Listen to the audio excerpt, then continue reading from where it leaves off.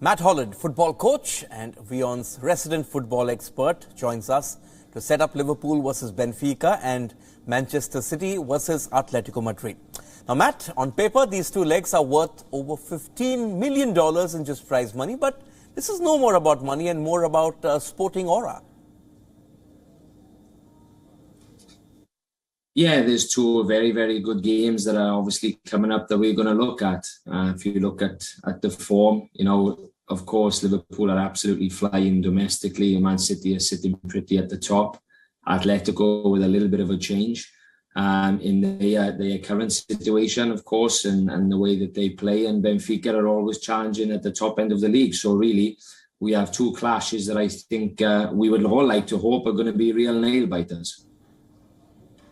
But Matt, you also can't shake off the impending title decider in English top-flight football, can you? Because both Liverpool and Manchester City will be hoping that they do not have to go all in, considering that Super Sunday clash coming up.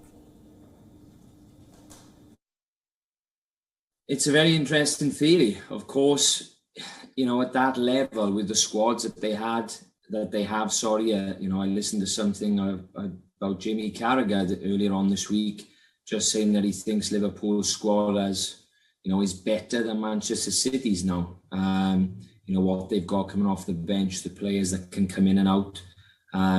Not so much like for like, but of course at this level, they're in this competition at this stage for a reason, because they can compete.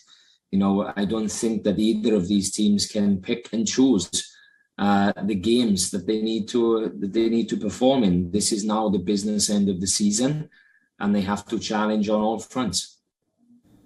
Matt, Benfica started the campaign in the third round of the qualifiers, and while they aren't the most eye-catching team in Europe, they have beaten Barcelona, they have beaten Ajax, and you get a feeling they're going to park the bus, and they do an Atletico Madrid.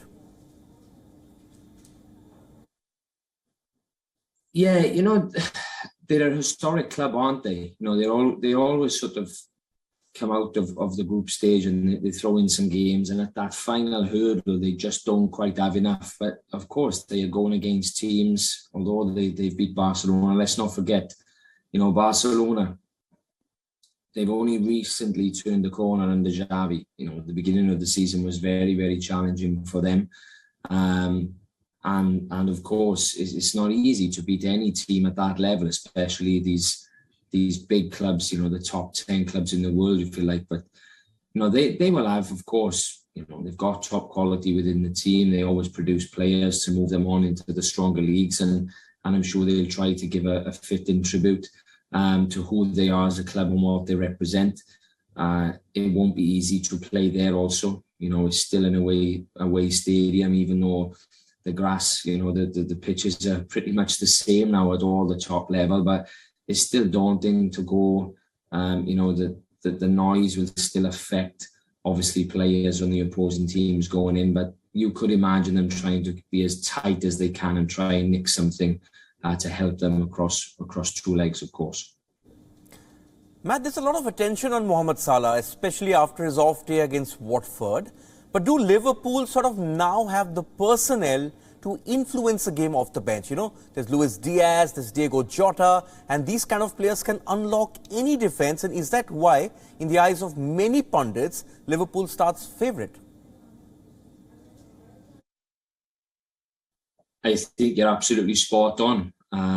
One of Liverpool's major strengths in recent years has been recruitment. They don't really get a signing wrong now. They used to. In previous years, there were many players that came in and didn't do so well. But when you look at, let's say, the original three of Salah, Firmino and Mane, these three are of a world-class level. And then, recent signings, Jota, obviously before Diaz in the window. These are two players that, of course, people were showing interest in them. There was a lot showing more interest in Diaz. Jota, for me, was a little bit of a surprise when the news broke or the rumours broke, but he's come in, and as you know, he's scored many goals since his arrival, which is pretty much looked that there's no change in the team.